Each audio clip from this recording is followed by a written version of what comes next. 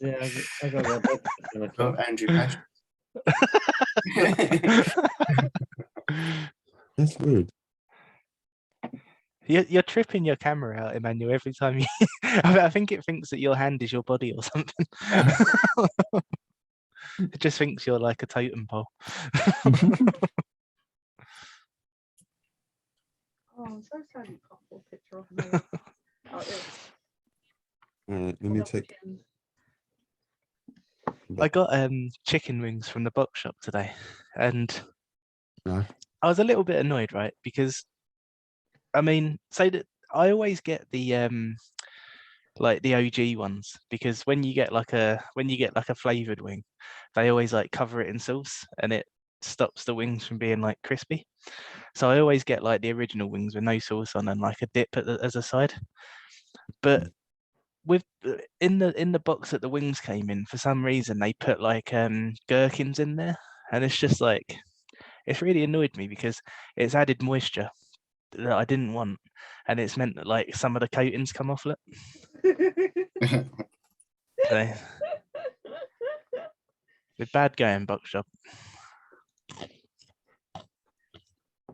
but they are still very nice. So, no chicken.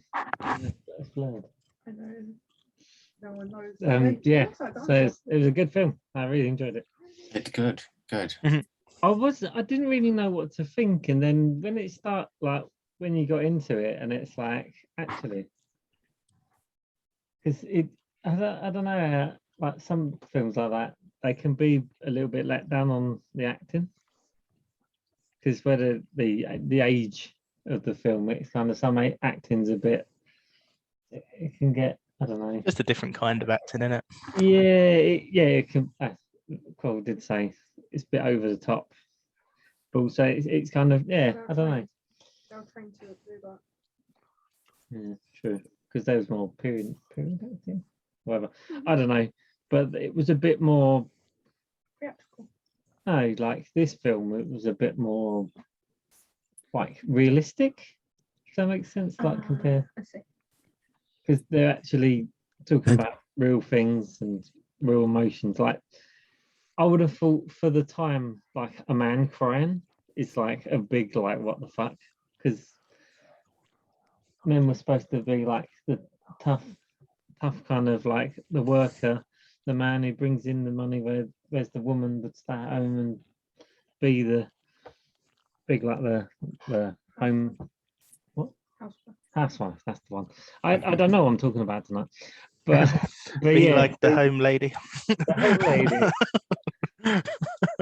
Yeah. But yeah, so you think that bloke crying at the end is like, even I would have thought for that time is like, what? There's a lot of things like that I was very surprised and impressed by. Ben, do you want to do your intro? Sorry, I kind of. That's all right, man. You're on limited time tonight. I saw 12 Angry Men probably quite a few. 12 Angry Men. I thought, I can't remember when I saw it, but I remember my dad saying you have to see this. It's like a part of my film education, kind of, because it was revered and iconic in a lot of ways.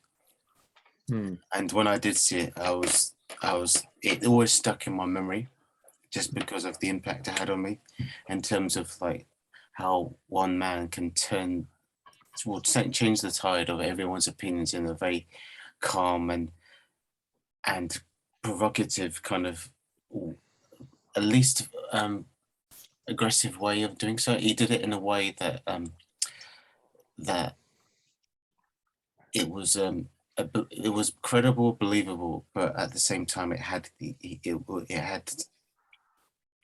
relevance, as well as what's the word? It just was. It just made sense. Everything he said that order, in terms of how well written the script was, everything seemed to like, everything was accounted for. Every single thing you'd think of seemed to be like addressed.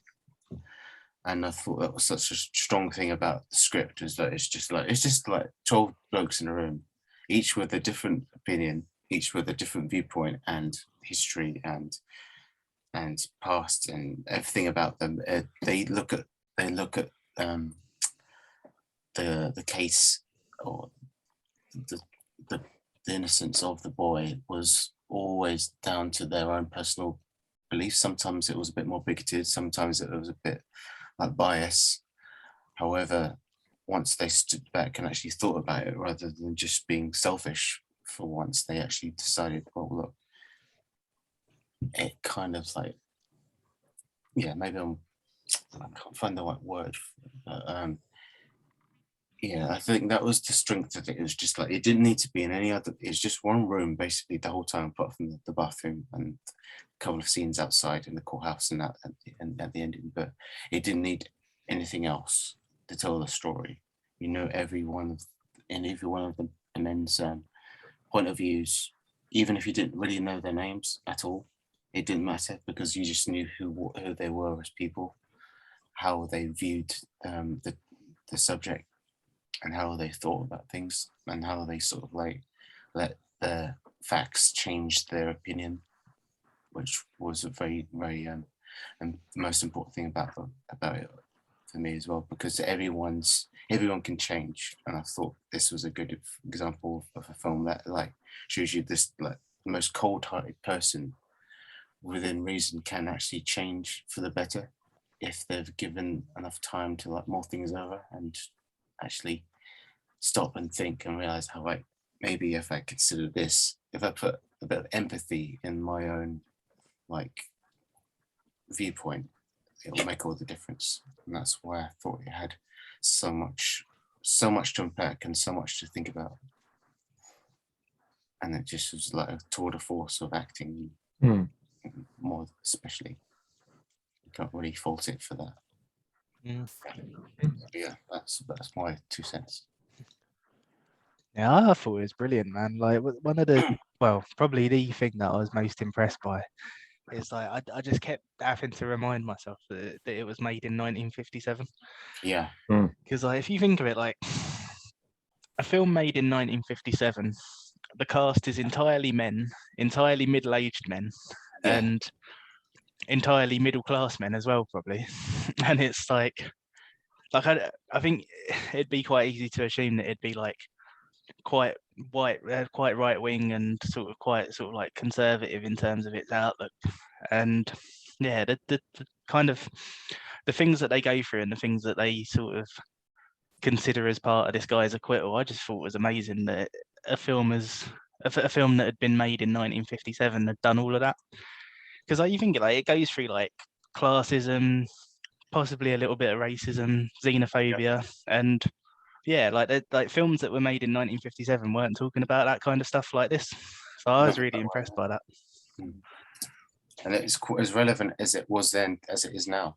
Yeah, well, that's a scary thing, isn't it? Yeah. Yeah, but it's yeah, I was really impressed with it, man. Like even sort of where you're kind of like going, where number 8 is kind of standing up and making the case for this guy, and like most of what he's saying is just sort of challenging people's prejudices. And I thought that was a really clever way to set it up, because you've got like all of these people in a room, and they keep saying as well like that this guy's not going to stand a chance with any other jury.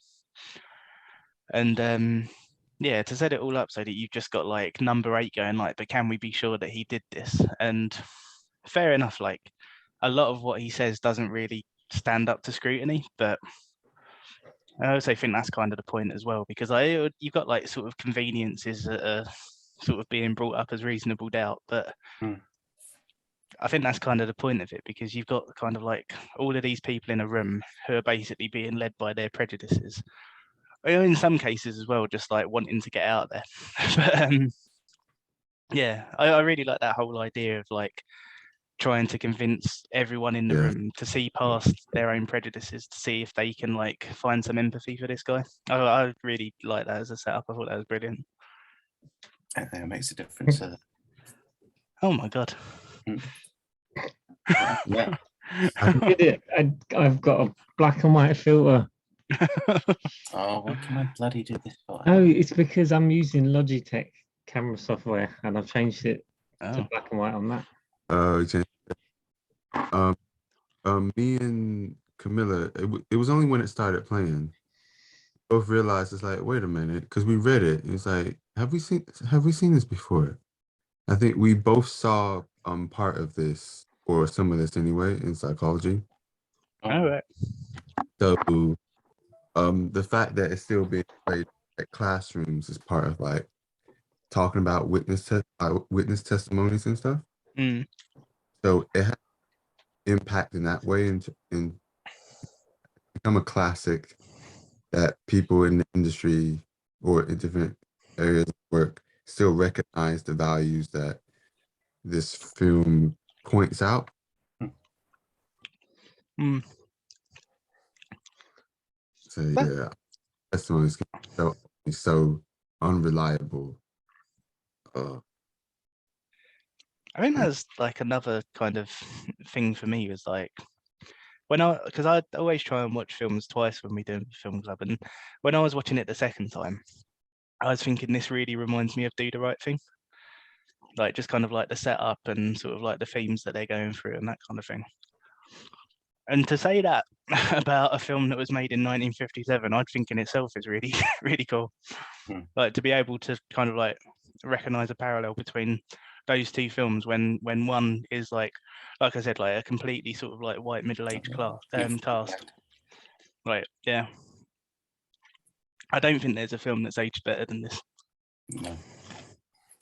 And the fact that you said it was the lowest budget film I've chosen so far.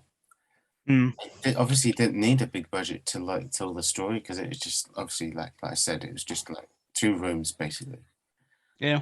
It's all the budget's just gone into the acting and the writing, and that's why it's so strong and it holds up because it hasn't wasted time on like flashy gimmicks or effects or anything like that. It's just like a good character piece of just like and just actors doing what they do best and just conveying the story with their words and their mannerisms, and that's all you need.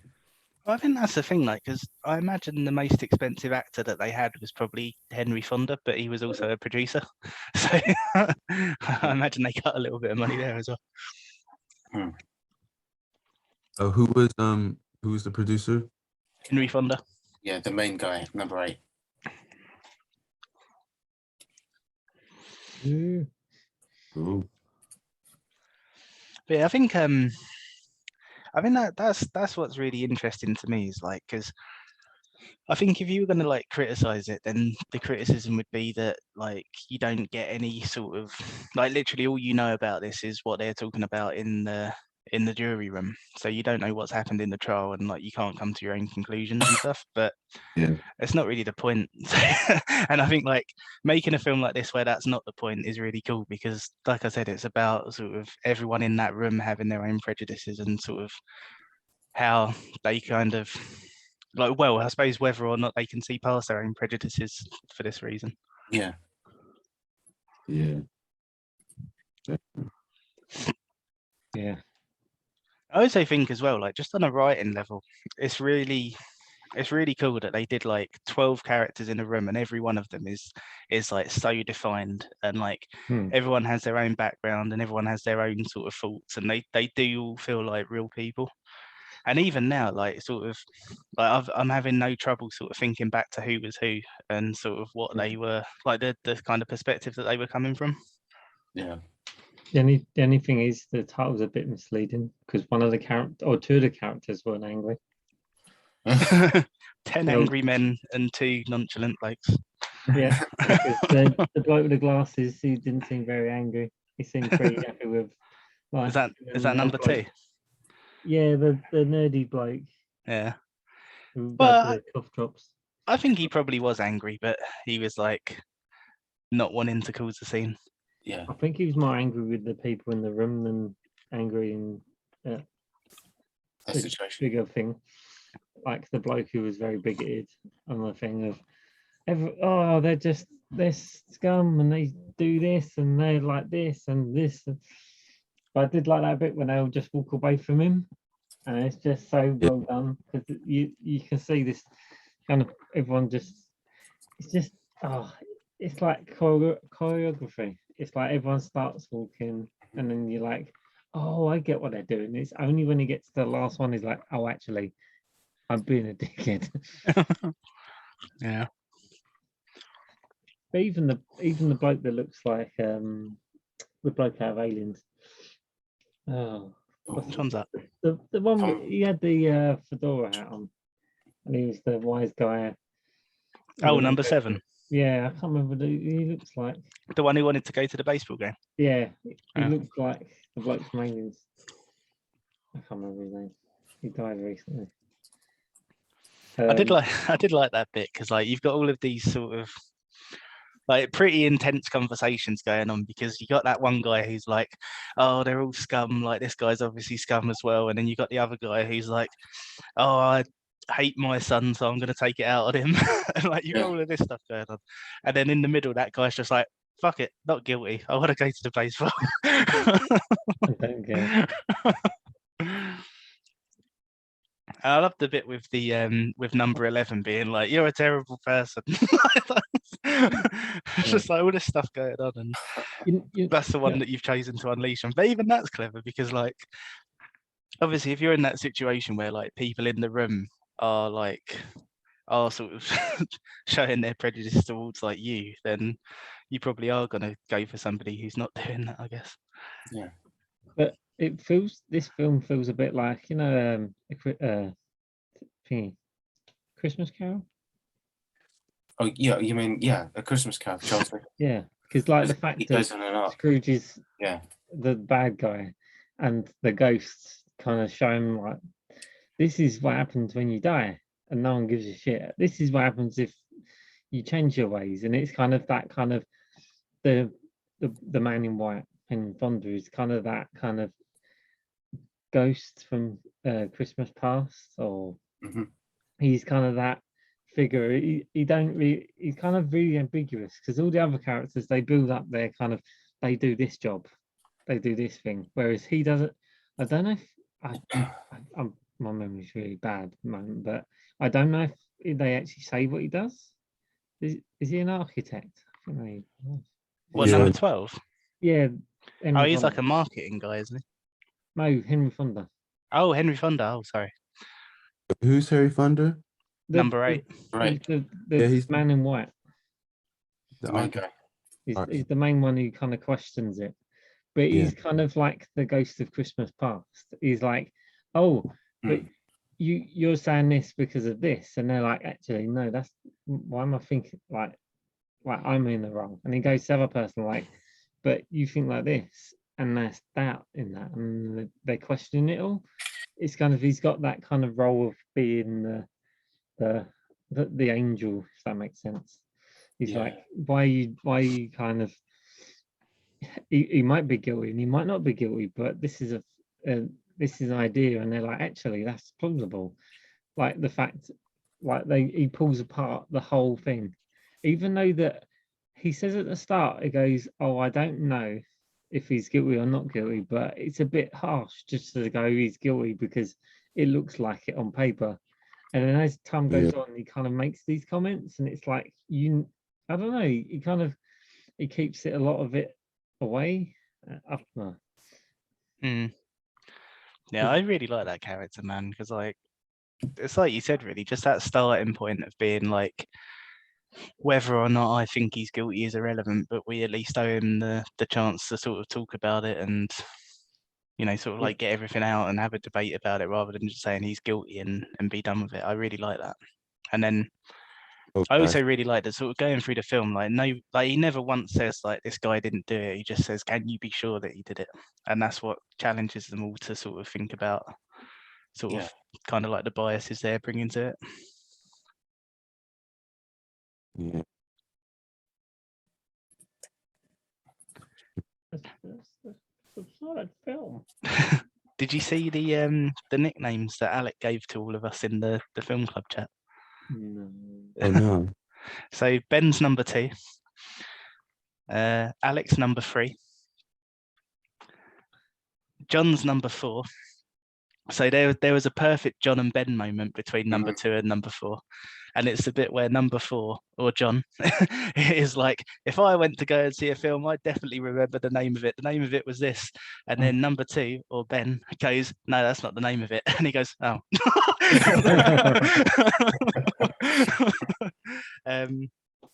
Number 6 is Pat. So he's the guy that goes to the bathroom and he's like, oh, I'm not used to supposing. And then number 8 goes, but suppose this time, like, think if he's not guilty and we send him down. Number 8 was me. Number 9 was Emmanuel. And then Humphrey was number 11. Wait, who's number 9? Number 9 was the old guy. So like, he's the first one that, so number 8 stands up and does his bit about saying like, oh, I'm not saying he's not guilty. I'm not saying he's definitely not guilty, but think about this and think about this. And then when they do the second vote, number 9 is the only one that sides with him and then goes, oh, hear him out, he might not be. Yeah, he's the old bloke. That's kind of like at the end. He what was the point he comes up with? Because John's character is the one who questions about the eyeglasses and about the whole the marks in the eyes, but Emmanuel's character is the one that's like, oh, he can't. Was it the one where he can't walk as fast as quick because he's old? Who guy's the one who point about the eyeglasses and how he knows the marks on the lady's face and how she kept rubbing her nose like that, but he didn't take much notice of it until he saw the business guy in the stock market. Actually, Is number 11 the nerdy bloke? No, number 11 is the immigrant. Yeah. Oh, the bloke with the moustache. You don't speak good English. You don't. Oh, that was such a great bit. So kind, and then he's like, no, it's your, and he corrects him on his English. It's just like, fuck.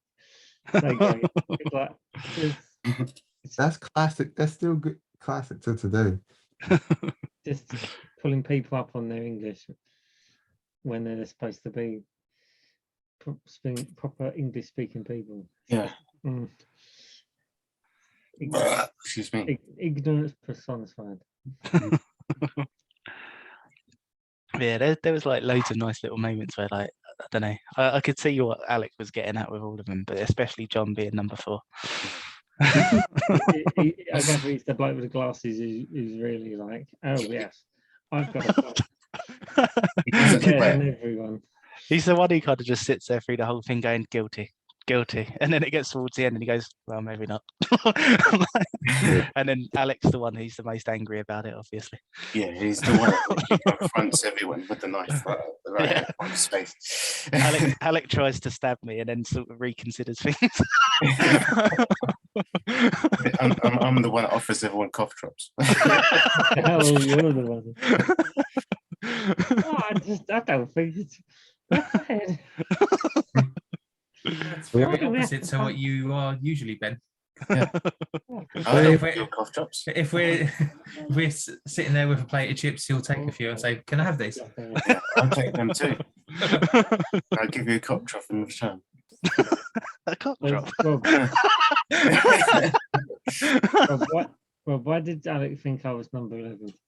He didn't say, but yeah, but I could see like a couple of bits because it was like that bit with correcting him on his grammar. I could see you doing things like that, just sort of sitting in the background and being like, hang on a minute. Yeah. I think was where you realize he's gonna actually test out the leg thing for the old guy to get into the door in 15 seconds. As soon as the old guy, number 9, questioned it, just like, oh yeah, he's got a point. I wasn't thinking that. I was just like, well, yeah. How is he gonna get to the door? And then number 8's thinking, wait a minute. And then he's just like, I need a plan of the space. And then starts moving the chairs. What are you doing? I was like, this is very important. Can you just shut up and let him do it? The reason I gave it a 6 was because certain characters just annoy me, and it's annoying to watch them for 2 hours. That's just what. Basically us. Oh, it's not actually 2 hours, Manuel.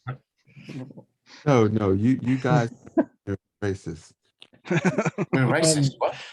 The bit that got me was the fact that they got the evidence of the murder weapon and they're handling it. I'm just like, what? Who would do this? But I'm thinking, oh, wait a minute, it might be different back in the 50s. Oh yeah, one point I'd like to ask, because as soon as they talked about downward angle, I was like, wait a minute. And I don't know if anyone else got it. I think Camilla didn't realize until because we kind of paused it before they would talk sometimes throughout the film and kind of talk through things ourselves. And basically with the knife thing, I said pretty much the same thing or similar thing to what the guy was saying about the knife fight. As soon as he said downward angle, I was like, no, why would you stab someone like that? And you know, No. but how many did y'all think the same thing when it Yeah. seemed Because I was thinking, because if you've ever seen a flick knife, I mean, obviously, if you try and stab someone like that, you run the risk of it collapsing as you try to stab them. Yeah. Because I mean, as you put it in, if you sort of if your hand was moving at the wrong sort of angle slightly, it would just sort of fold in on itself. So if you knew what you were doing with a flick knife, then you wouldn't do that. yeah. But yeah, holding actual the evidence of a murder. It's like, what the fuck?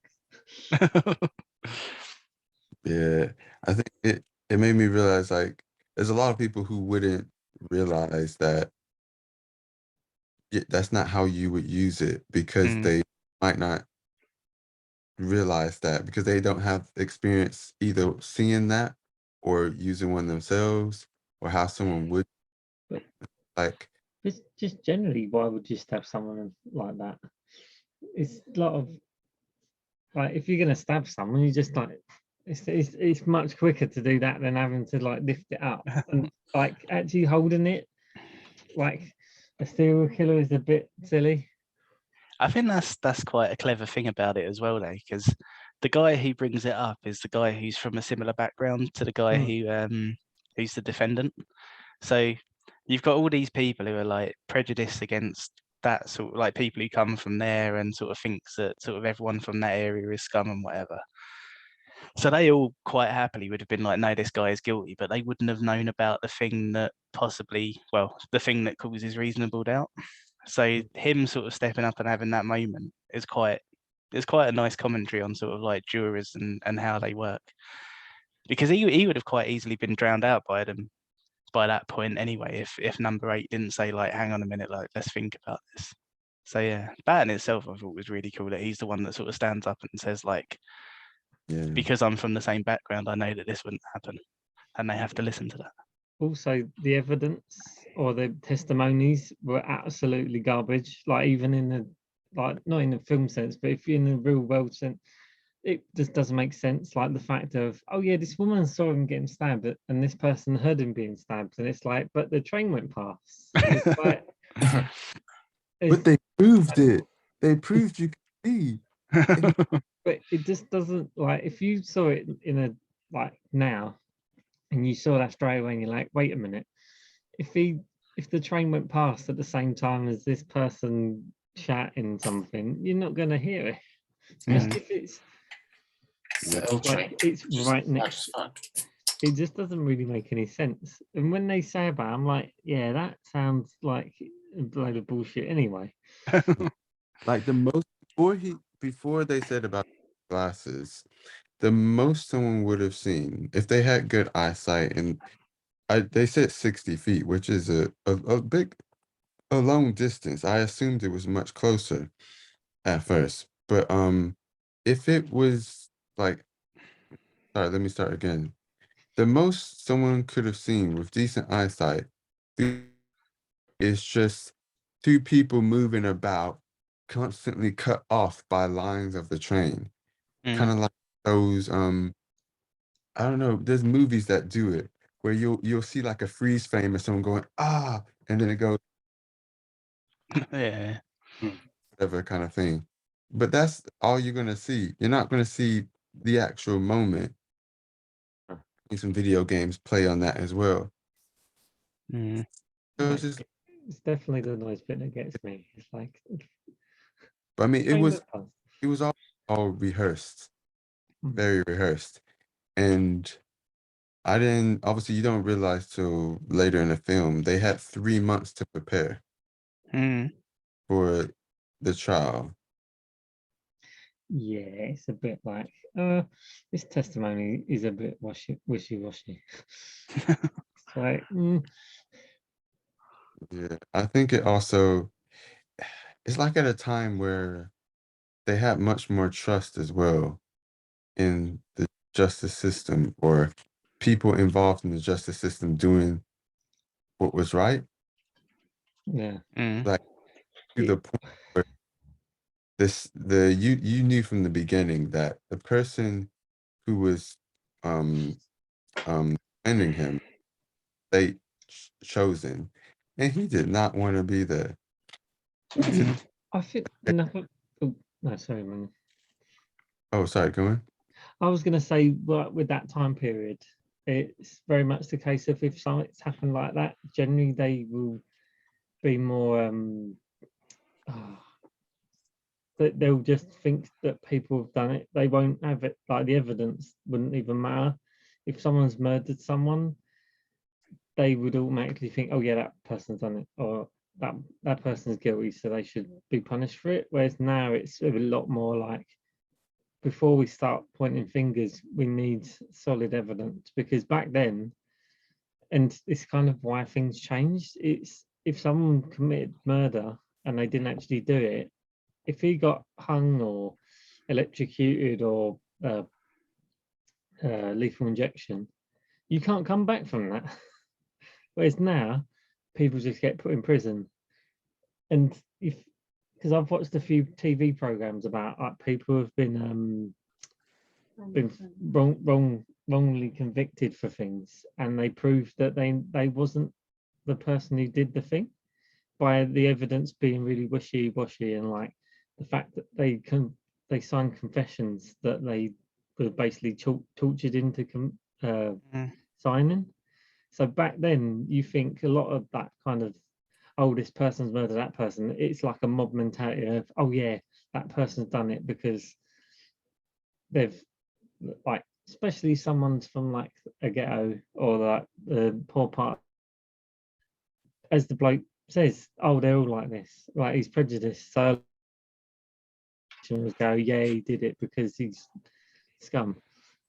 And Mm. it's, yeah, like as he says in the film, like how can you just say he's guilty when it's his life on the line? It's like, it ain't just he's going to prison. If he's getting first degree murder, he's gonna get electric chair. And a lot of them don't really think about that. And that's like the different characters they portray, like their idea of him being guilty. It's like, yeah, whatever, he's guilty, just do it. Because one person just wants to leave and get on with their life. One person just hates everyone in that area. Another person hates himself. Mm. And it's, yeah, it's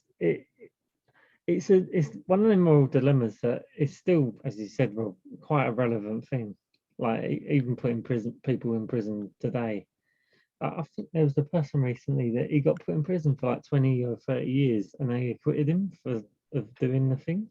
Mm. And now 30 years in prison for doing the thing. It's just like, Yeah, you're coming out to a completely different world, didn't you? yeah. Yeah.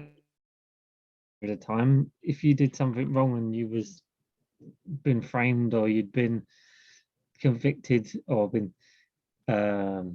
what's it called? Like prejudice against you, and they just want you to do it because they want to make an example, you're gonna get killed for it, or you're gonna, Yep. and you, yeah. So yes, That was the thing. Like, me and Camilla was saying early on, or she raised the point before me, and I was like, "Oh yeah, it's a point." It was starting to sound quite early on that it's possible this kid could have been framed Hmm. by one of his dad's enemies. Mm. Now, if his dad is someone who was beating him like every day, we don't know anything else, but we already know he's a dick. He's a terrible. we don't know if he has other enemies. Like it's like they, because the defendant didn't really care or whatnot, we other sides of the stories. We don't what other people could have wanted him dead. Mm, And yeah. so why would the kid come back to the scene? This is a kid who's been through X, Y, and Z. He's not a stranger to stuff. So if he really did it himself, why would he come back? Yeah. We just run away. Like Mm, he's not gonna like it's like some of the ignorant to get the murder weapon in it. It's like, well, they didn't say in it, but In it, in it, bro. it's just like, but that doesn't make sense. Like they said the murder weapon had no prints on it. So if he really did it and he was really that careful, he knew he would have been like, oh, well, there's no prints on it. Whatever. Don't come back.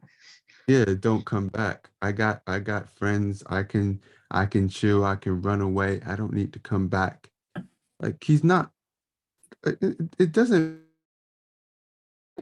'Cause what also is great about the film is the fact that they tell you he's murdered him. That's his charge. You only know that information, and as time goes on, they give you a little bit more, like the fact that he was beaten by his dad. So you're like, okay, he could have done it because he's getting revenge. Then you find out like little bits more, like yeah, like the fact that he returns to the scene, and then you find out that like, oh, the police was questioning him with his dad dead on the floor, and how can you make a rational decision?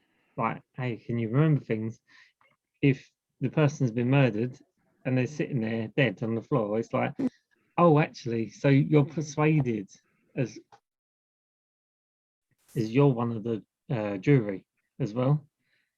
It's like over time it gives you the facts and you kind of go like, okay, that makes more sense. mm, Yeah, I can understand like he might not be guilty. So that's quite clever in the fact of they've given you not just going, here's all the information, you decide. It's they drip feed you like the characters. mm, And it's each character makes his own mind up over time. It's not like, oh, they'll go, oh yeah, I think he's not guilty. It's they have so many votes, and each person goes, actually, I think the different evidence makes them see the sense of it. mm. Excuse me. Yeah. Right, Yeah. I've got to go Oh, right. because it's 10 o'clock. That was right on the dot, man. Yes. I'm at 10. Yeah, thank you, Ben. It was very good.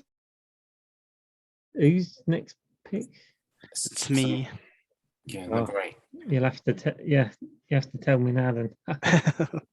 So my next pick is a pretty new film. It only came out a couple of weeks ago, What? but in that time, it's already become quite a personal film for me. So I'm quite excited to share it. So it's on Netflix. My film is Tick Tick Boom. Tick, tick, boom. Oh, Okay. for a moment, I thought she was gonna say The Last Duel. No. God. It was all right, but I'm not picking that. Last boom. Boom, interesting. But The Last Duel is on Disney Plus now. Oh, yeah, it is. Yeah, Yeah. the pick. Wait, is it already on Disney Plus? Yeah, for free. No pay-per-view. Like, it's already on Okay. streaming services. Cool. Okay. Cool. Well, I'll watch that at some point. I would hope so. Yeah. I'm not John. Sorry. All right, I'm gonna go. Yeah, Speak to you in a bit, man. Bye, Dan. See you next week. Yes. Right. Alright. See you later. See you in a bit, man. Yeah, what's some? Y'all might have already said it, but your favorite scenes?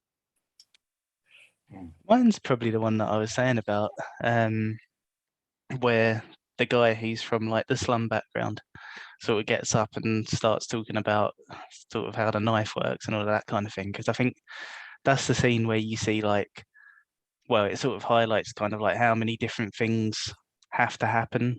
Well, how many different things might have not happened and might have resulted in this guy being given a guilty verdict before they'd properly gone through everything. Because it's like, because up to that point, it's like if number 8 hadn't have stood up and sort of said we owe him at least to speak about this, if that hadn't have happened, he would have got a guilty verdict. If number 9 wasn't willing to listen to him, then he would have got a guilty verdict. If there wasn't somebody in the room who was from the same background as him, he would have got a guilty verdict. Like there's all these things. And even if the room was full of people like number 7 who just wanted to get out of there and go to a baseball game, he would have got a guilty verdict. So there's all these things that he has no control over that are going against him. And yeah, I think that scene is the one where you kind of like, it sort of gives you a moment to sort of think about that. Mm. But yeah, I think there's a lot of, yeah, it's true. I think that's like one of the things that's so clever about it, because you've got all this stuff that I was mentioning earlier about how it sort of goes into sort of like people's biases and like how that sort of affects people and whether they can see past them to have a bit of empathy with a person who's on trial, and you've got all of this stuff going on. But it's also a criticism of how like juries work as well, because it's like if you're in a country that's like already kind of sort of xenophobic and full of people who have prejudices against you, then what chance have you got? Exactly. Yeah. It's so true. And unfortunately, that's how it's been since, yeah, until the actual kind of there's more people in the working populace, like who from different backgrounds. There's a very small chance that they will actually think over the facts. Mm. And if the defense wasn't good, then they're screwed. Yeah. That's true. Yeah. And that sorry, Ben. I was gonna say, yeah, if you're like poor and you don't really have a good lawyer or anything like that to like defend you, your defense was just a bit shit. You can just you have no chance, no way to like get out of it. That's just really a biased way of doing it. If money talks, you have to spend money to get the best lawyer. It just shows you how corrupt the whole system is. Yeah. And that's why I keep saying like how impressed I am that this is a film from 1957, because back then films weren't talking about this kind of thing. Like everyone was quite sort of conservative and quite happy to ignore that this was a problem. But yeah. Like even now, like you have certain cases, well not just certain cases, but like you have prosecutions that will operate on is it the pro bono rate? Yeah. Well, yeah, you don't have to hire them, but you just sign a contract and they get a certain cut of whatever win. So they have an interest in winning and doing whatever it takes to win. Otherwise, they won't bother actually trying to prosecute. Yeah. And I think that's the thing, like, because that's another thing that's going against him, because in the room they're all saying, oh, well, if this was a valid point, then why didn't the lawyer bring it up? And it's like, well, that's the point of a jury if you're going to make that argument. Like it's obvious the lawyer, the defense lawyer did not care. Yeah. This young guy who was just like, oh man. And they've been through, like, it's one of these things as well. It just showed how ignorant a lot of them were. They've been there for days. Like, and this is obviously why the film was written in a way. It was much better the way it was written, and it ages well this way as well. Because I feel like if we had seen a lot of the court actual scenes, we would have poked holes in it ourselves, like tons of stuff. Mm. But a lot of them didn't. They were just Yeah. like, oh, he said it. Prosecution said it, so it must be true. And the Yeah. defense, so it must be true. Silence is basically agreement. It's like, no, you just look at what was presented, please. Yeah. Yeah, that's exactly it, man. Because I mean, we were talking in the week, and Pat said that he felt that one of the things that was missing was like that there's no courtroom scenes and that kind of thing. Mm. And I kind of see it, because I guess if there was courtroom scenes, then you'd be able to be like the 13th juror. But I think because there's not, like literally all you've got to think about is their arguments, and Yeah. that's more powerful than the case itself, I think, because you're getting those things like, oh well, it's like I said, really, like, because the fact that they can sit there and go like, oh, but the lawyer didn't bring this up and the lawyer didn't bring that up, and it's such basic stuff. It's just like, well, if that's all you've got access to, and you're in a country where everyone hates you as like a starting point, then yeah, like it's Yeah, but that's the thing. It wasn't, the point wasn't you being a 13th. Watching these 12 angry men, these 12 guys, eventually get to the fact that there's so many dodgy points here that they can't say guilty without. About their character development and how they go through these these like over a few hours like together in this room. It's not, because if we were shown stuff, it would have defeated the point of what they wanted us to focus on through the film. It's the characters themselves, not matter that were presented. I think if you was like shown courtroom stuff, then I guess, well, the issue is, like, I mean, it would have been kind of interesting, because then you could kind of like challenge your own prejudices as well. But if you're not in a position where you're under pressure to challenge yourself, then people don't do it. So it would have just been like loads of people sat at home being like, oh, that's not how I'd act. That'd be it. So Yeah. Yeah. I think it was good how it was. The only part that was written a bit awkwardly and paced weirdly was the bathroom scene. Yeah. And two parts which were acted a bit weirdly. And this is just I think the director could have done something here to actually make this better, but whatever. The part where the guy says, listen to me. He just keeps saying it.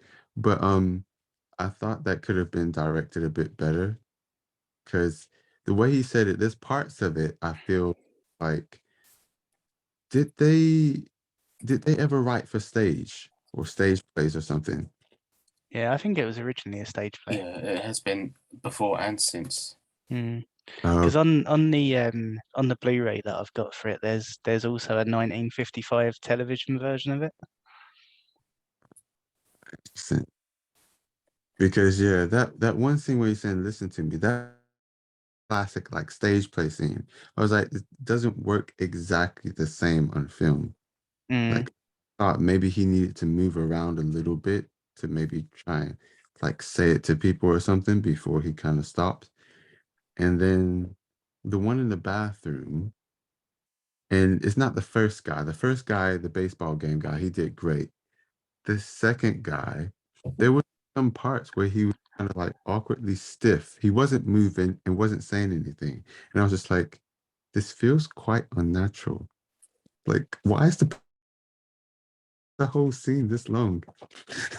Yeah, I get what you mean, to be fair. Like that was probably the least convincing scene, because it's just like the guy going like, oh, I'm not used to thinking about things. And then number 8 goes, but just give it a go. So yeah, I agree, that's probably the weakest part of the whole film. But it was great, and I got the point of what they were saying. I just thought that scene could have been shorter. Yeah. But yeah, otherwise, yeah, it was written. It was great. It was good. Yeah. Yeah. But that's another thing that I think is really interesting about the setup of it all, because I keep going back to it, but like literally without number 8, they're all Mhm. happy to just send him down for different reasons, like whether it's just that they're like they don't like his background, they don't like where he's from, like even down to just it's a hot day and they want to get out of there, or they're thinking about work. Like there's all these different reasons that they're all happy to just go, yeah, fuck it, let's go home. And yeah. And like that bathroom scene, even though I agree that it's like the weakest point, like even down to just that there's one person there going like, well, I'm just going to follow what everyone else says. Yeah, it just shows a lot about his character. He's just like, I Mm. don't really want to think about it anymore. I just want to get done. Mm. And I guess as well, like even with number 11, when he changes his verdict to not guilty, and then they push him on it and they say like, why? Even he's like, oh, I'm not going to tell you. And I don't think it's out of not wanting to tell anyone. I think it's just a confidence thing, because later on when number 7 says, okay, fine, not guilty, and he's like, no, explain yourself. Like, you can't say that just because you want to go home. Like, so yeah, even that's a really nice moment, I think. Yeah, it's interesting. And maybe it was just because of how I felt, but there were multiple times when they're just like, "Oh, I just want to go." I was like, "Yes, me too." Dog, just go not guilty, go home, and then be cool. Why you do this?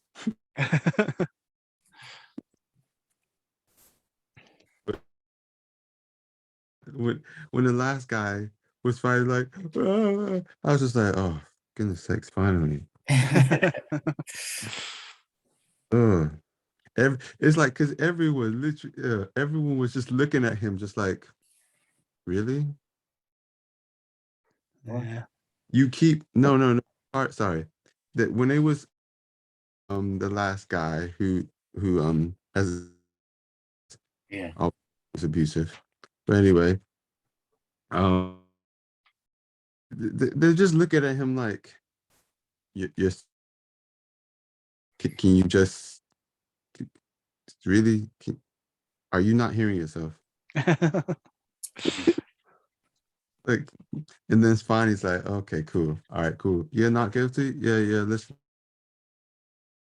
And obviously, so Steve with the number 8, it's just like, there you go.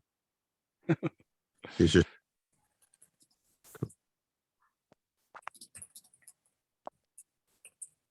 Yeah, I must admit, like considering it's all in one room and it's literally just a long conversation, it breezed past for me, man. I felt like it was over in like 15 minutes. Yeah. But it's a short and sweet film. It's not 90 minutes. Didn't need to be any longer. Mm. Didn't need to be any shorter. It had a point to it. It's a shame John hasn't watched it, because I really want to know what he thinks about it, because I wonder if he's going to think what he thought about Locke. Well, I hate it because it's pointless and it was predictable. Yeah, more or less, yeah. I mean, I haven't seen Locke, but to me, the whole premise of this film has a very good point. And Yeah. did he not do psychology with me? I'm Well, trying to think. Yeah, he did actually. Yeah, so you might have already seen it. He's seen part of this film with me, but it was way back then. So he'd probably be like, "Oh yeah, I think I recognize this film." Yeah, he said that he hadn't heard of it before. So um, let me jog his memory, see if he does remember it now. but yeah, I don't, I don't, I don't know if he'll enjoy it, but I don't think he'll see it as pointless because, like you said, it's got a lot of relevant things in it till today. To be honest, Mm. I mean, yes, the film went slower for me, but that was the only because of the ignorant people. Like I was saying, they were just Yeah. they just annoy me. They're written really well and they're realistic. So I have no complaints about how the characters were acted. I was just like, oh man, can you shut up? That shows you how good the characters are that you feel so angry at them because they're so realistic and like convincingly frustrating. Because if they weren't any good, then you wouldn't be feeling any of those emotions. Mm. Yeah, Like whatever. I could imagine being in that room, being fed up, just like we've been through the days. Can you not see how dodgy this is? A lot of things don't make no sense. Can we just go home? Can you see the truth? I'm tired. It's head. But yeah, it was good.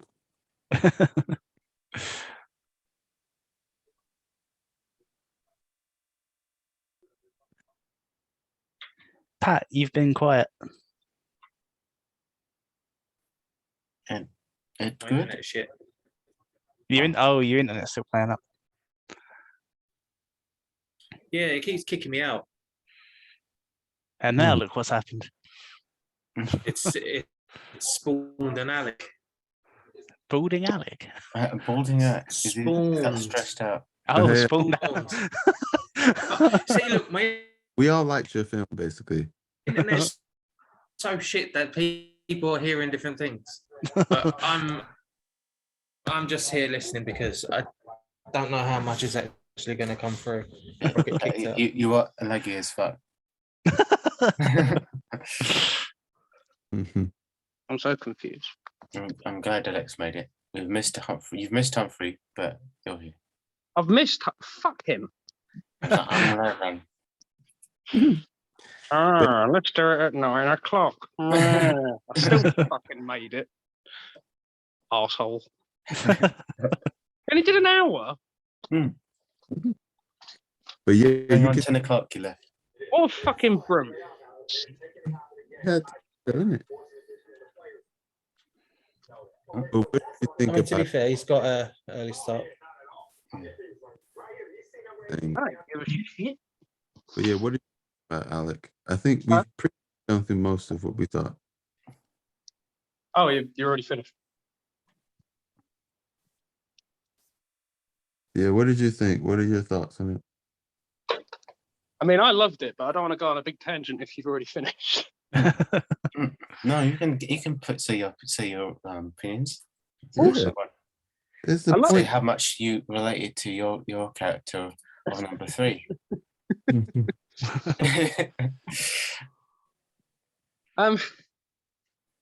Sorry, I've literally just got in the door.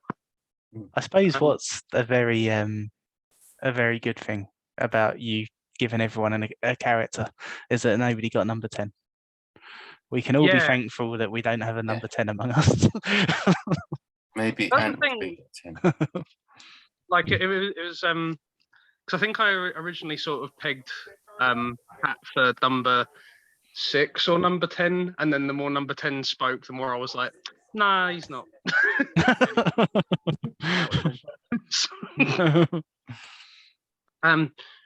Sorry, my phone doesn't like doing this like elongated, so I'm gonna try and get in on my laptop, and No, then. no worries, man. Were you guys just finishing up? Sorry. Well, we're still talking about random stuff, but Awesome. okay. It's good, basically. Yeah, I think I. Sorry, I'm literally just.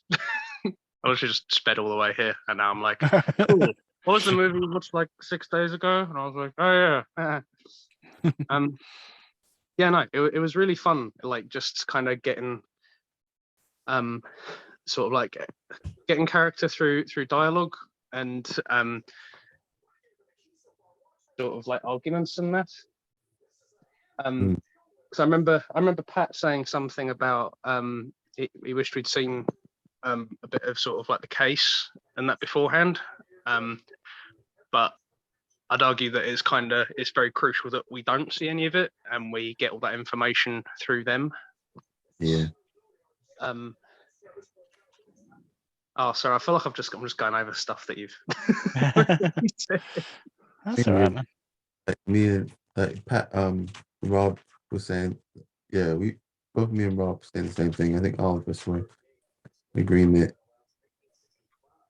Yeah, me, Rob, and Ben. Oh, sorry. Sorry, agreeing with me or disagreeing with me? Oh, agreeing. Yeah. See, I'm leaning into my character because I'm like, fuck you, Pat. Woo.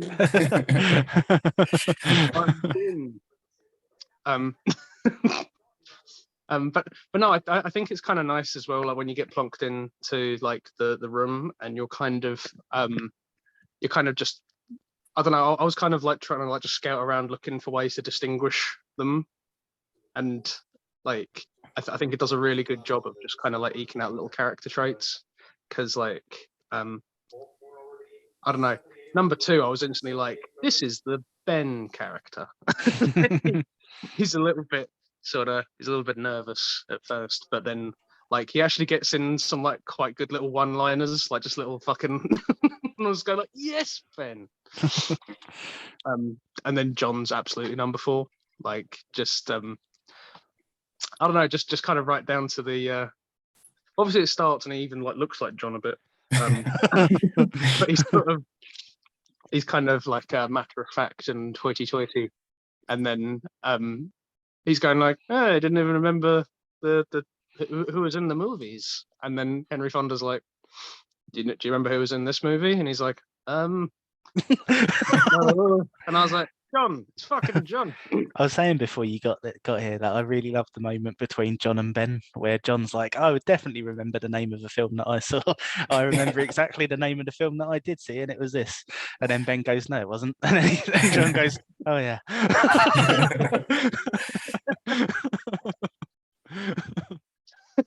That's what I mean. It's just such fucking classic Ben there. Like, even looks a little bit like him. But yeah, and then sorry to interrupt. Did you know that the actor who plays me, he actually does the voice of Piglet in Winnie the Pooh? Oh really? Yeah. Oh, that's brilliant. That's perfect. What I'll do? Actually, hang on. That's right. I'm coming through both ways. Oh god, this is concerning. That's what she said. I'm sorry.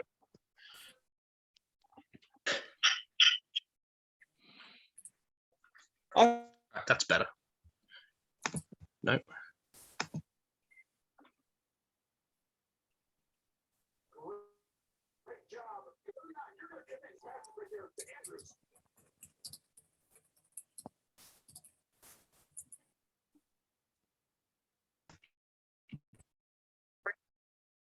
That's better. Yeah. Yeah, nice. So I was like, that's better. And I got an error message and I was like, oh, that's not better. That's better. No, that's not better either. But yeah, and then I was sort of like, when the old man starts talking and he's all kind of like mystical and stuff, and I was like, that's the Emmanuel right there. That's... I could just see it, just like, did you notice she had the little marks on the side of her nose? And I was like, that. Yeah, there he goes.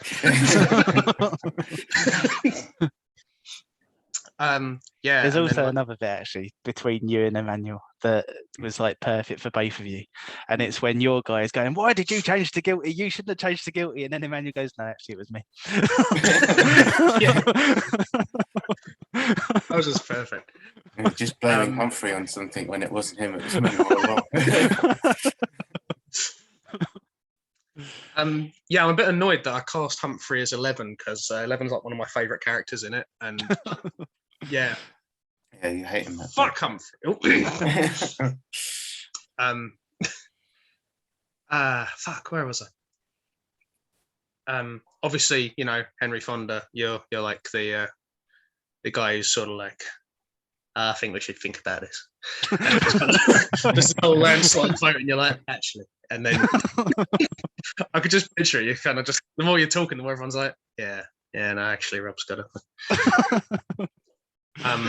Yeah. Then Pat's number 6. I think it's because like, I think it's just kind of he's one of those people. Like, he's one of the people in the bathroom going, he's just like, yeah, he's guilty. Like, you know, just give up. Like, there's no point even. And then like, he's like the very next person to go, nah, he's not guilty. It's fine.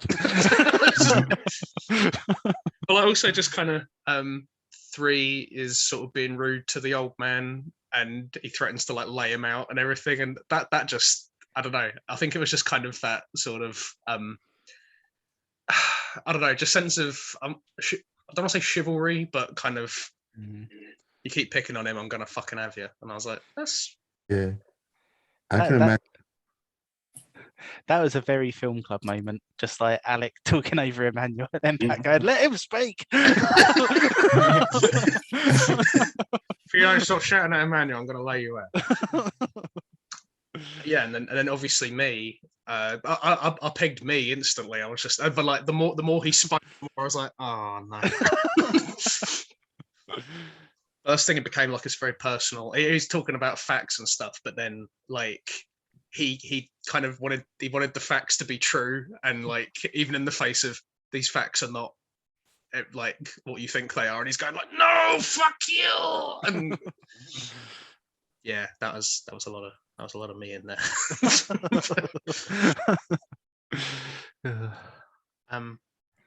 But yeah, I thought it was really, really well acted. I kind of, yeah, I loved how it all kind of unraveled. And I thought it was really neat how it was just kind of like if Henry Fonda hadn't been there, it'd have just been, yeah, he's guilty, and I don't really want to think any more on it. Because even stuff like with, oh sorry. I was just going to say, like I was saying before you got here, I think that's the strongest part of the film, is that you've got 12 people in a room, and apart from Henry Fonda, they've all got a different reason to just say, yeah, this guy's guilty, and that's that. Because you've got one guy who's xenophobic, you've got one guy who just hates his son, you've got one guy who isn't really sure, so he's just going to follow everyone else. You've got one guy who doesn't really want to talk about it. You've got one guy who wants to just go home, and that's a really nice thing with the heat as well, actually, because like it makes an uncomfortable situation even worse, and you've got that kind of, it sort of puts like a clock on everything because people just want to get out of that room, and it just shows you kind of like how up against it you are if you are in a country where people are against you to start with. Like if that's your starting point, then what chance have you got when that's the kind of jury that you're going to come up against, and you haven't got the access to a lawyer who's going to fight your case, and then because you haven't got the access to a lawyer who's going to fight your case, then those people who already just want you to be guilty and it to be done, they've then got that argument to say, well, if the lawyer wasn't very good, then obviously he's guilty. And yeah, I think that's the strongest thing about the film for me. Just this nice little cross section of viewpoints and backgrounds and that. Objection. This isn't Phoenix, right, you weeb? I feel like John might have done that if he was here. Keeping the spirit of John alive. John is dead now. Hey, but it's like, objection. That makes no sense. Okay, what does make sense about it? Think.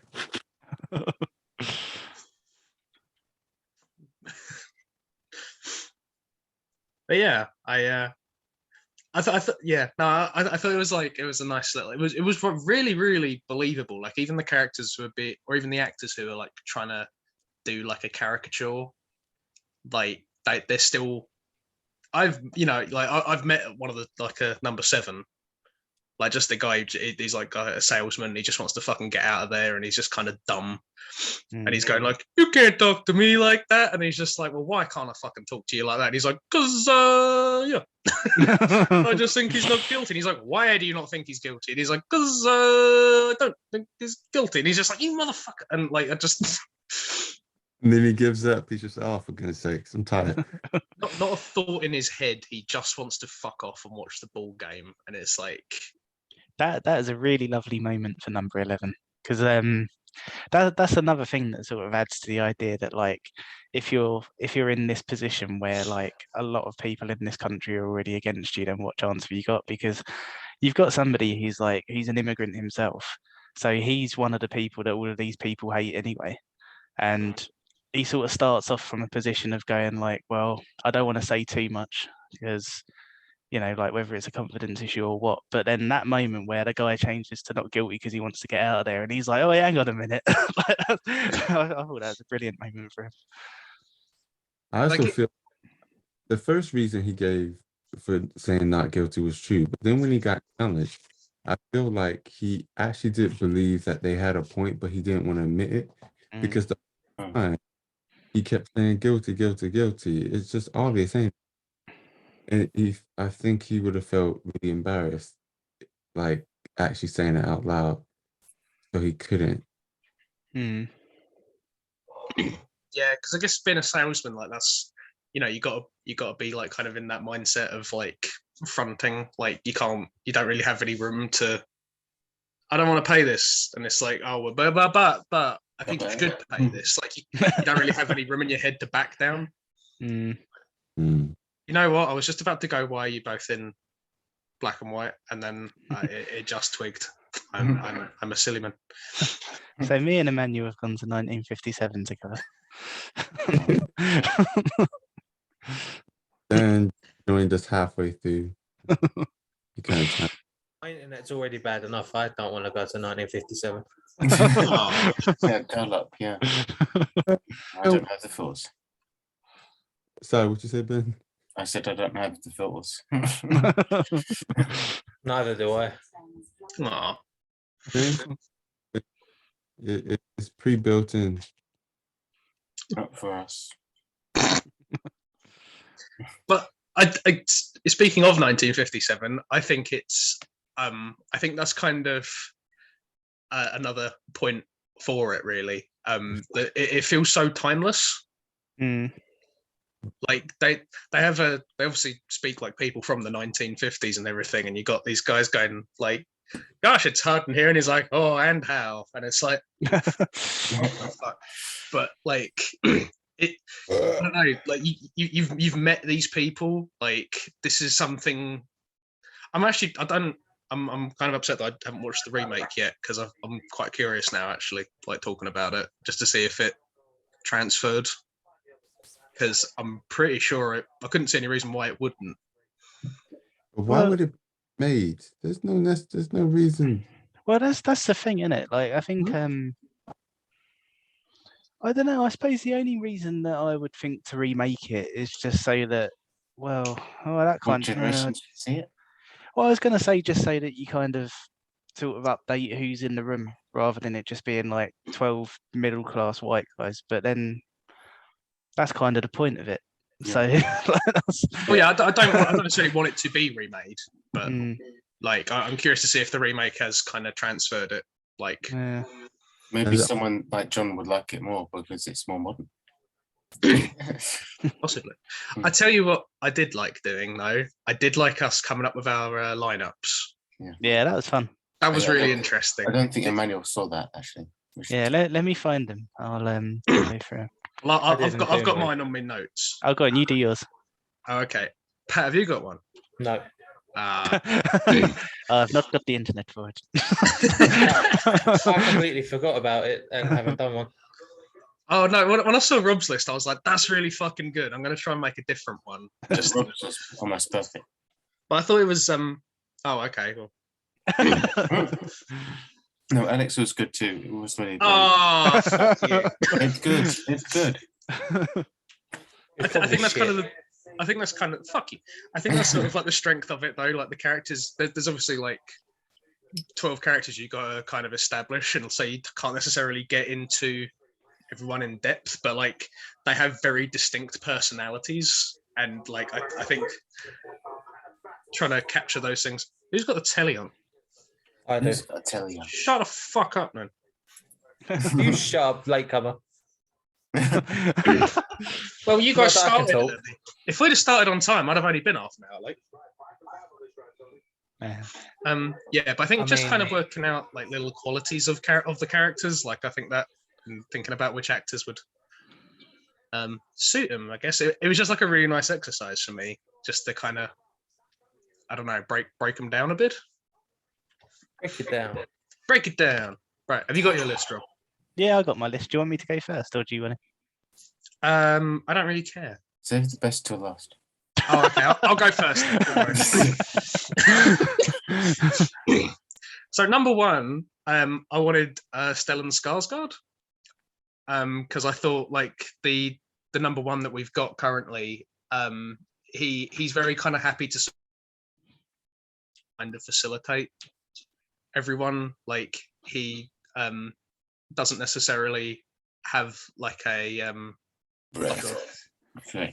he doesn't necessarily have skin in the game necessarily, so he sit back and let everyone argue. And I think Stellan Skarsgard's quite good for that. Sorry. Older Skarsgård. Yeah, the one in the Thor films. And Yeah. Pirates of the Caribbean. Sorry, the one in Nymphomaniac. The older guy. Cool. Yeah, the oldest Skarsgård. Oh yeah, sorry. There's Yeah, like five of them. You Remember don't really that- do actors, do you? I know his last names, but there's many by that same last name. There are many Skarsgards.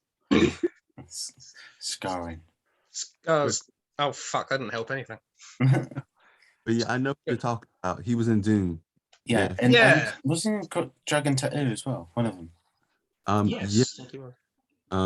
I can't remember which one, but yes. Yeah, He was in Pirates of the Caribbean as well. That's not a girl with a dragon tattoo. yeah. The pirate. You see what I mean? Like he's not exactly like a leading man necessarily. He's someone who It kind of kind of like lets everyone else shine a bit.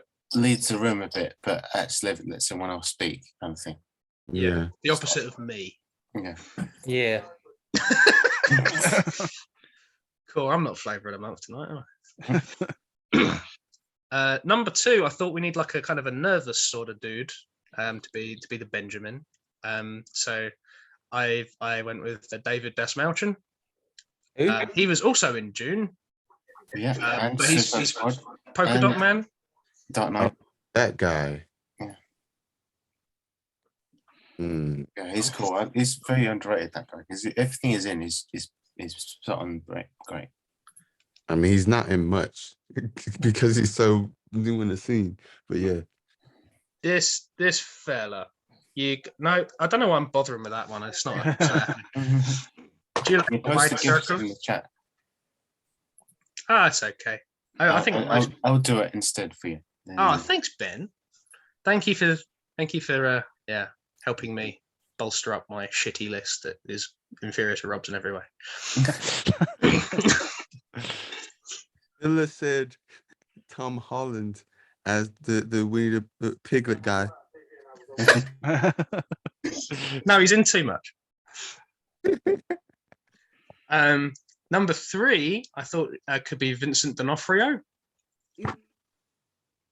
Like just after seeing him in. So I love looking at Pat. I think it's just Name don't based ring a on. bell? Sorry, what? The name don't ring a bell. He's Kingpin. That's that. I can't tell if Pat's thinking about it or watching TV. That's what he. John. I'm I think saying he's watching things. TV. Kingpin. He's like, who's this actor? And I'm like, Polka Dot Man, and he's like, Kingpin. Yeah, I'm going Daredevil. Is he the black guy or what? You said Daredevil. Oh, I can't remember him. Fucking hell. Hang I on, let me only get watched these watched season one. He's in season. He's a villain in season. Yeah, if I you remember remember it. Daredevil, then you should But yeah. remember Kingpin because he's Hang like on, the second hang on, most let me get important this. character. Sorry. Well, I mean, I don't remember much of it because I didn't really enjoy the show. What? Is someone Daredevil? repost Alex's list? I want to look.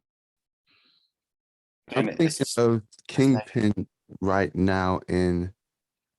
We are an embarrassment to film clubs. Well, Here's some actors. Pat and who- Emmanuel are, and I don't know about me and Rob. Huh? You okay, said- there's my list. Thank you. But yeah, I thought Thanks. Vincent D'Onofrio for Daredevil, Hello. like he sort of does the whole big angry baby look. So I kind of like that for number three. That's David Desmarchian. Oh, so it is the guy I'm thinking about. Yeah. Oh, yeah. He was Kingpin in Daredevil as well. He wasn't was. Yeah. I forgot because not I forgot. I didn't watch all of Daredevil. So a long time, but he's in Hawkeye as Kingpin. So Spoilers. okay, I Yeah. thought Oh yeah. sorry, unless he's in Spider-Man the trailer, I might be confusing some stuff. He's still in the universe basically. They should call the next Spider-Man that Spider-Man the trailer. Spider-Man spoilers. Yeah, there he is. I've just posted his GIF in there. This is making me so If angry. Pat doesn't know who he is, I'm shocked. Because I thought Pat liked Daredevil even more than me. Yeah, I thought Pat liked Daredevil. Yeah, I thought it was just like, I know, Rob, you liked the first season and it sort of trailed off you. And Alec, I can't remember what your opinions were there. I think you're a bit like me. You're like, nah. I didn't like Daredevil because that's the best Netflix show. What number you on now? We got to number 3 and everyone kind of went, "Oh." I thought you might have moved on while I was preoccupied. Pat's waiting for Benedict Cumberbatch, and it's going to be a long wait. They're going to be a bit uphill, innit? Something Woody Harrelson. Pat's going to be like, who? Woody Harrelson? Who's that? Woody who? The guy who does Kingpin in originally many years ago was Law and Order: Criminal Intent. That's when I got to know him as an actor, and I really liked him in that. And Camilla said if we couldn't get Tom Holland as the nervous guy, then get the guy who's just like him in Hotel. Oh, yeah, Hotel. Huh? What was it called? That, Alex film. Hotel California. Yeah. no, that El Royale. Bad Times at the El Royale. Yeah, the guy who. Hotel. Bad Times at the El Royale Hotel. 2 is Steve Buscemi. We're doing my shitty list. It was a film about bad times at the El Royale, and they went to the El Royale and had bad times. I think it was called Hotel. It came out the same year as Hotel. Nah, he too funny. Nervous enough. I intended for this to be really quick. Well, get a move on then. I'm trying, but you two don't know any fucking actors. Move on. I don't care. Move to the next. Right, let's do John's list then see who really cares. Then. Oh dear. Keanu Reeves. Oh, Bob's list. I'm just kidding. Carry on. I like the suggestion for Philip. Number 2. I like it. I thought number 4 could be Joseph Gordon-Levitt, inspired by his performance in Inception. Yeah, which Pat's seen. Which Pat has allegedly seen. You might know who I'm talking about. Wait, who's 4? Yes, I know who he is. 4's the banker, Oh, Joseph Gordon-Levitt. I won't say anything. Carry on.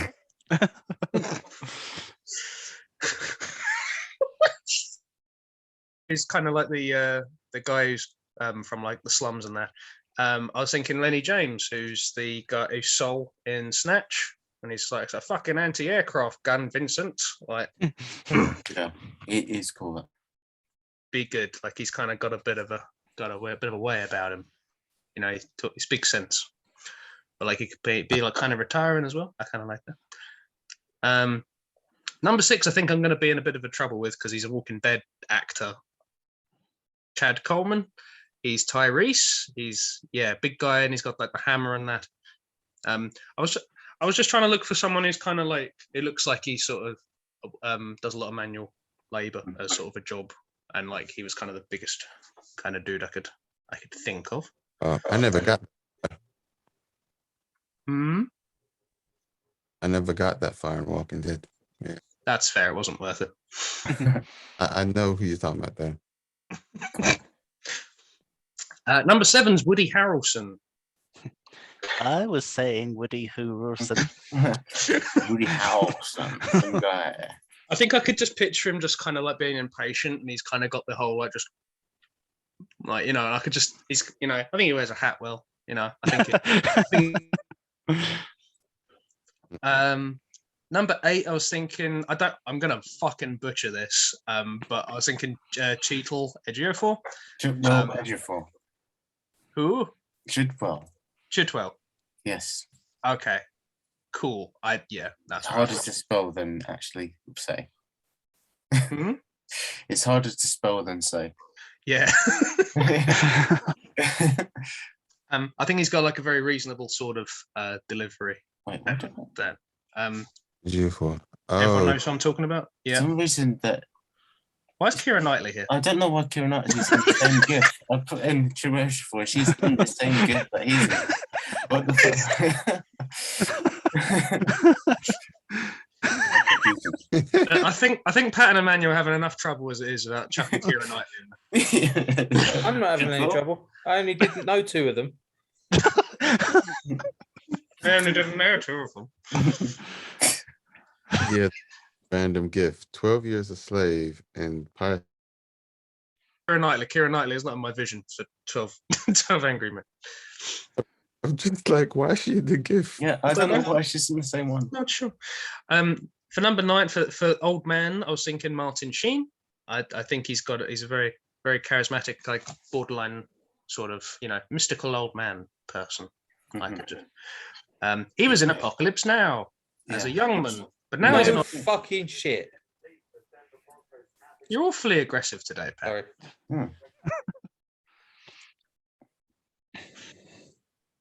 No, I've just taken the wind out of my sails, really. Number 10, I was thinking Michael Douglas, who was defense from Down, just because it's between like Brian Cox, J.K. Simmons, and Michael Douglas. But I tend to, whenever Brian Cox or J.K. Simmons are like yelling at people, I kind of agree with them. Whereas like Michael Douglas, I think he can get a bit like kind of nasty and a bit kind of like ratty. So I thought like he'd be a kind of a good choice for that. 11, I was thinking Mahershala Ali. Just because like he's sort of, I don't know, he's got kind of like that kind of menace like behind him, but like he could also be like, I don't know. I feel like if he smiled at you go like, oh, thank fuck. Like quite eloquent, I think. Like cool dude. And then 12, I was thinking Benicio del Toro, because much like Stellan Skarsgård, he'd have to be happy taking like kind of a smaller role, and I think especially after seeing his character in like Last Jedi, I think like he'd be a good fit for this character, like just kind of this flip-floppy kind of nervousy kind of dude, who like, but like he's kind of, because I think like the nice thing with 12 is like kind of he starts off being like quite confident, and then like he's like very quickly like broken down over like the course of it. So I think Benicio is a good one. There you go, Pat. I finished now. I'll shut up. We'll allow Rob to talk. So on my list, so for number 1, I went for Michael Keaton, because he's kind of got that sort of, he's kind of got an air of authority, but he's also the kind of person who you could quite easily tell to shut up. Yeah, So I think Pat's seen him in 1 or 2 things. So like my idea was like, if you got a room full of people and Michael Keaton is the one kind of facilitating everything, like he's the kind of person who like you would vote when he tells you to vote, but you would quite easily sort of turn against him if he so I thought he had quite a good kind of air for that role. Number 2, I went for Evan Peters, because I thought like I want somebody who can sort of start off a little bit awkward and then grow into it, which I think Evan Peters is just sort of naturally that sort of awkward looking person. So I thought that was quite a good fit. Number 3, I went for Lawrence Fishburne. Sorry, that's a great gift.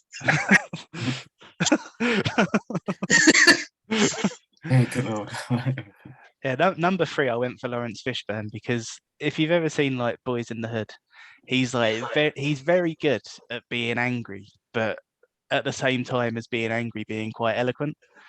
So I thought he'd be quite a good sort of, he'd be quite a good person to be opposite the person that I've chosen for number 8, but I'll get to that. Number 4, I went for Jesse Eisenberg, just because like I really like the idea of Jesse Eisenberg being like, I'd remember the name of that film, and then Evan Peters going, I'm not sure you did. Like, that little like that little setup, like yeah, I just thought that was a really nice one to imagine. Number 5, I went for John David Washington, because I kind of like had the idea of like him just sitting there in the background for the whole thing up until the point where he has to go, actually, I'm from the same background as that guy. And yeah, I just thought he really suited that, just having that big moment. Number 6, I went for Jack Black. I think this is probably the weakest one of them. I'm not sure about this one. So I was also thinking like John Cusack or someone like that. So I was thinking Cusack's better. Yeah, I think John Cusack's better. But I was thinking of just like somebody who could just sort of like be in the background and like do those little bits where he's kind of like popping off at random points and like not having too much involvement, but someone who you notice is there when he is there, if that makes sense. But yeah, I think I'm probably leaning more towards John Cusack on that. Number 7, I think this is one of the strongest ones. Number 7, I went for Bill Murray, because I really like the idea of like him basically doing his Ghostbusters character, and just like the whole way through it, he's just kind of sat there with like his feet on the table, just being like, "Can we go home?" I thought like, yeah, I thought that was just perfect for Bill Murray. I struggled to find an alternative for that. I was like, but also Lawrence Fishburne was the one that made me want to go, oh, I want to do my own list for this. And that was really tough as well, because I thought Lawrence Fishburne was a fantastic idea for that. And number 5, by the way. Say that again? I really like your pick for number 5, by the way. I think that was perfect. Yeah. Well, if you like my pick for number 5, hopefully you'll like my pick for number 8, because it's his dad. So for number 8, I really like the idea of Lawrence Fishburne being number 3 and Denzel Washington being number 8, because the idea of them two going at it, I just thought was really cool to imagine. And I think as well, like Denzel Washington's got that sort of like natural, I guess, kind of like natural leadership quality to just sort of stand up in a room and go like, let's just think about this. And I thought if anybody's going to turn around a room of 12 people who are against him, it's probably going to be Denzel Washington. So yeah, I chose him for number 8. For number 9, I chose Danny Glover, because I was thinking of like old actors who are very good at like getting sympathy from people. And I couldn't really think of anyone who's like better at that than Danny Glover. And I just really think Danny Glover's a cool guy, so I wanted to give him a spot. He's getting too old for this shit. Way too old. For number 10, I went for John Goodman, because the reason I chose John Goodman was because of the heat. Because I was imagining John Goodman being in that room with a cough and just like sweating buckets and being like, "You scum!" I thought that was like a perfect image for that character. Sorry, Ben. I was saying that's John Goodman on the toilet right there. I was thinking of his Big Lebowski character, and I was like, "Fuck yeah, that's a great pick." For number 11, I went for Ma Dong-seok or Don Lee, because because you've got kind of like that immigrant character who's quite happy to shut people up and correct people. I thought he'd be perfect at that, because he's got that kind of like quiet confidence where he can just sort of like pop in, and he's also somebody as well, like sort of thinking of his Train to Busan character. He's somebody who like as soon as he opens his mouth, you're kind of going like, he's a good guy. So I think you kind of needed that. That was another one I struggled for an alternative. And then for number 12, I wanted kind of like a quirky actor, because I wanted somebody who's just going to be sat there in his own world, and like you could like with absolutely no doubt believe that he is just sat there in his own world. So I went for Joaquin Phoenix.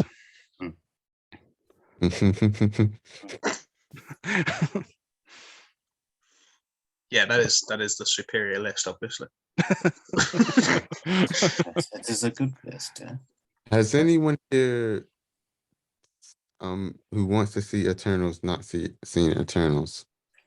I do want to see it, but I haven't seen it. But spoil it, because I've already heard many spoilers. So go ahead. I've seen it, and I want to not see it. I don't care if I go my whole life without seeing it. Spoil away. I'm actually going to be with Alec on this one. man. I couldn't care less about it. Man. Well, I'm not going to spoil it anyway then. Oh, fucking hell! But main from Train to Busan, he plays quite. I feel like he plays a similar character in Eternals in certain ways, and I'm not going to say anything else because it would be a spoiler.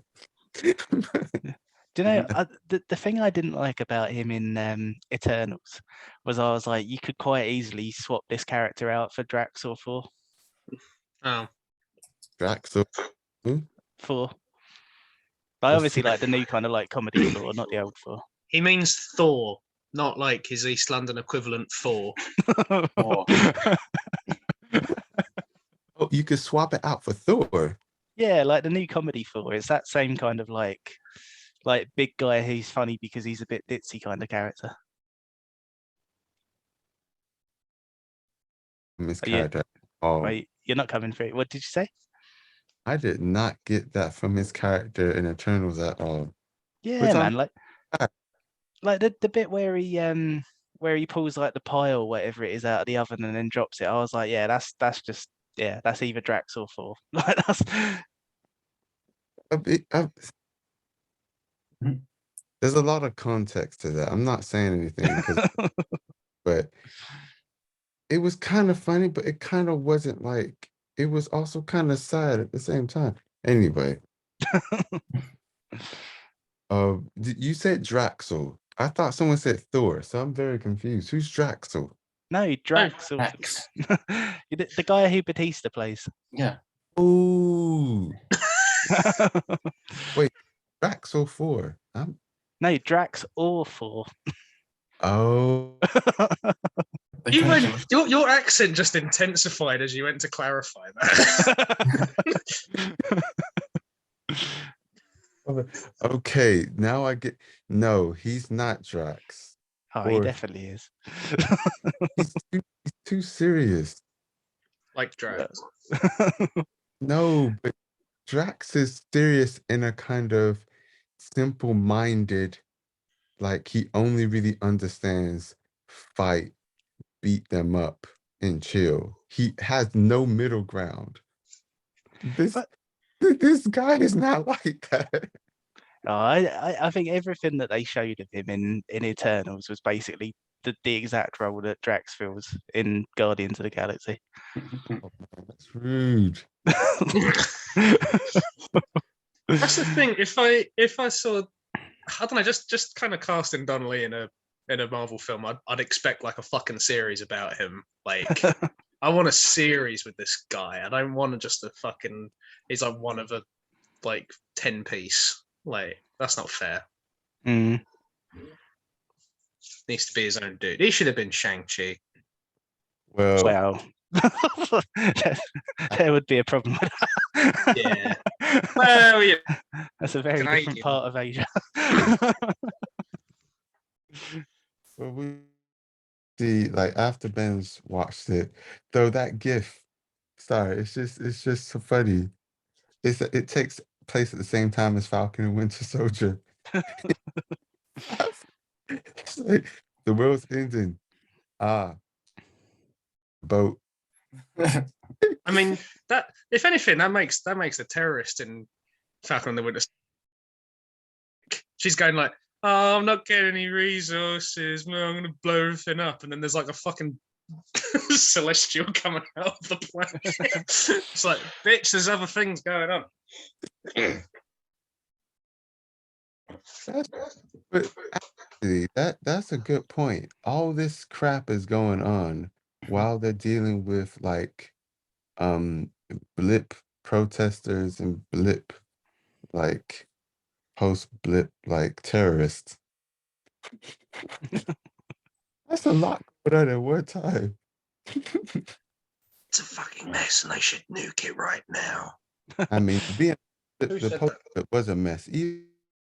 One Division takes place after Falcon and Winter Soldier, right?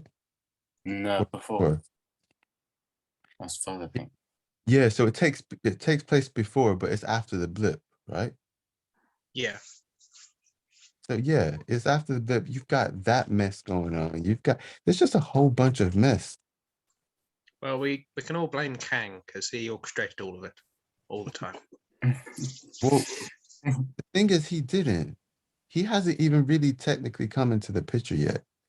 He was I know- always in the picture. In Loki, Hmm. he didn't orchestrate it. He controlled it. He just basically picked one timeline, which he probably was from, and basically kept it running the way that timeline does without anything splitting off. Yeah. But he didn't technically orchestrate it. But now there's going to be hundreds of thousands of Kangs. I mean, I'm sure Doctor Strange has some part in trying to stop a lot of this mess from happening or getting ahead of it. But obviously, Spider-Man's probably effed up his plans. It seemed like he, Spider-Man. This 12 Angry Men call's fucking Marvel shit's adhesive, isn't it? 12 Angry Avengers. Yeah. It doesn't give a blip. The best part of that is I thought you said flip. This is what I mean. This is why the number 2 guy is you. He just comes out with just these little ones, and you can open. You're like, ah, fuck, excellent. Imagine if you had like a version of this, but with the Avengers from like with some like the Guardians of the Galaxy thrown in there and some other people, and just how dysfunctional it would be. And like people would just start fighting. The buildings would collapse. He's like, but no, he's guilty. You must listen to me. I am Thor. To be fair, I would love a 12 Angry Avengers, like where they're just sort of sat in a room and trying to decide whether they need to do anything or not, like something like that. That'd be really cool. Actually, you could do like the knife bit, and then they're just like, Thor, come here. You just go, right, give me it. He's just like, yeah, it's fine. Clint just being like, I just want to get home to my wife and kids. Can you just hurry it up? I said I was going to be home by this time. I don't need this. I'm already deaf in one ear. Stop. Oh man. Oh, dear. Saying that, even though it's not a good series so far, Hawkeye, I am finding it funny. But one part I do like referencing to him being deaf in one ear, or practically deaf in both ears, quite bad, is like the girl asked him, oh, why do you have like a hearing aid or whatever? And it just flashbacks through all the times he was right next to an explosion. Yeah, that was a good scene. What'd you say, Ben? That was a good scene. It's like, yeah, it would take its toll going through all those battles over the years. It's going to mess your hearing up. It's a realistic problem. He's just a normal human. He can't heal. Like all these, and neither does he. Saying that, like they've healed his arm and stuff so many times. I'm surprised that the lady who helped in Age of Ultron didn't help his hearing more so. Or maybe it's just too delicate a procedure, whatever.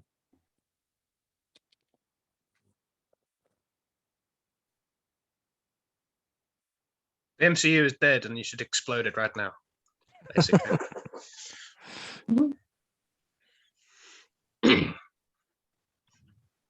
Anyway. Well, Angry Alex. Pat's got a fucking stink eye there. Just Yeah, like, Pat's like fed up with the thing. fucking hate you so much. Pat, do you have actually? Never mind. I have what? Pat, do you have any thoughts? Never mind. There's solutions to your internet, but we've been down this road before, so We've been long down this road. We've been so far down this road that I became the villain. To be fair, they have been for the last couple of weeks, so my and that's been dodgy since. You know what? I just It was remembered, actually okay for quite some time. I just remembered when you got really angry when we were saying that you should buy stuff to help your internet out, and then you actually like left it for a while, and then you actually bought some, and then it turned out they were the wrong ones. And I laughed and I laughed and I laughed. I still feel a bit bad about that. Why do you have to even remind me of that? Classic, right? It was really, really funny. It was very funny, to be fair. It was very funny. It was fucking irritating. Maybe you could go with EE. I don't know. I struggle to get a strong signal with them on my phone. Find it. I like, yeah. Ignore everything. I'm sorry, man. Can't fix it. I think I'm just cursed with bad internet for the end of days. End of days. It wasn't that bad a pick. I quite liked it. Arnold Schwarzenegger is going to show up and I just realised I think I scored End of Days higher than I scored Winter Soldier. Wow. I think that will probably Shimon. be true for me as well. that. No, I'm going very sad, Aww. but nah. All right, take care, y'all. Oh, I as didn't a, realise you were actually going. yeah, I'm tired. But as an Rob on Dune, I think I'm only on chapter like maybe is it 18 or 20? Oh, I'm really? You got that far? I'm still loving it. It's just the time I've dedicated to actually reading. It's not much, Mm. but and for the book, it's freaking awesome. I kind of read through of it. Go back to it after I finished the book. Mm. But yes, Yeah, I thought it looked pretty cool, man. Because like I found out about it because I was watching something on YouTube, and then a trailer for it came up, and it was the person who wrote it was kind of like flicking through it, and then when I saw it, I was like, I'll get that for Emmanuel. That looks cool. awesome. Thanks. Great gifts. Thank you, Ben. I use it every day when I'm at home. The pillow, I hope. Yeah. But anyway. Take care. See you in a See bit, you man. later, man. Next week. Bye. See you, dude. The early adopters. Yeah, it is the early adopters. I know, that's why I said it. Oh. Yeah, no, great pick, Ben.